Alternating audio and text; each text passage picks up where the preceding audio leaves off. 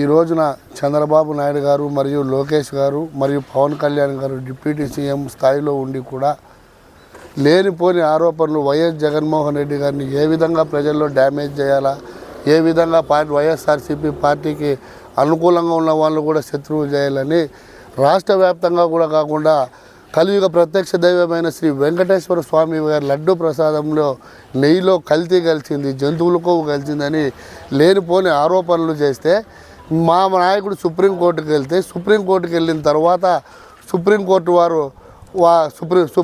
వారు స్వచ్ఛ సంస్థకు CBI enquiry చేసిన తర్వాత వాళ్ళు హర్యానాలోని నేషనల్ డెవలప్మెంట్ రీసెర్చ్లో ఎటువంటి కొవ్వు పదార్థం కలసలేదని చెప్పి, మరి అదేవిధంగా బీహార్లో తీసుకుంటే కూడా నేషనల్ డైరీ డెవలప్మెంట్ బోర్డులో కూడా అదే రకమైనటువంటి రిపోర్ట్ వస్తే ఏదో రిపోర్ట్ వస్తే దాన్ని సహించలేక ఏదో డైవర్షన్ చేద్దామని చెప్పి ఈరోజు మా మాజీ మంత్రి అయినటువంటి అంబటి రాంబాబు గారి మీద కూడా భౌతికంగా దాడులు చేసి కేసులు పెడతా ఉన్నారు. మరి అదేవిధంగా జోగి రమేష్ అన్న గారి మీద కూడా కేసులు పెడతా ఉన్నారు. మీరు ఎంతకాలం కేసులు పెట్టినా ఎన్ని చేసినా ప్రజలు మిమ్మల్ని నమ్మే పరిస్థితిలో లేరు. మీరు ఈ భౌతిక దాడులను మరియు శారీరకంగా మమ్మల్ని హింసించే విధానాన్ని మానుకోవాల్సిందిగా కూటమి ప్రభుత్వానికి మేము విజ్ఞప్తి చేస్తూ ఉన్నాం.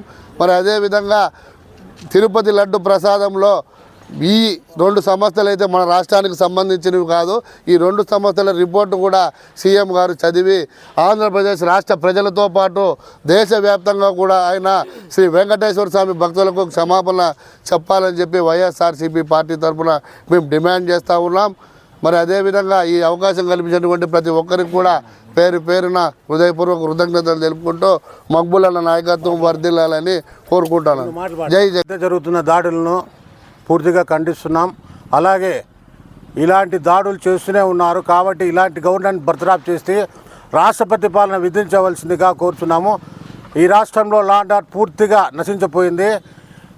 దీన్ని పూర్తిగా బాధ్యత వహించవలసిందిగా చంద్రబాబు నాయుడు గారు అయితేనేమి, డిప్యూటీ సీఎం పవన్ కళ్యాణ్ అయితేనేమి, లోకేష్ గారు కానీ పూర్తిగా బాధ్యత వహించి ఈ ప్రభుత్వాన్ని బర్తరాఫ్ చేసి రాష్ట్రపతి పాలన విధించేందుకు కోరుకుంటూ వైఎస్ఆర్ పార్టీ కోరుకుంటున్నాం.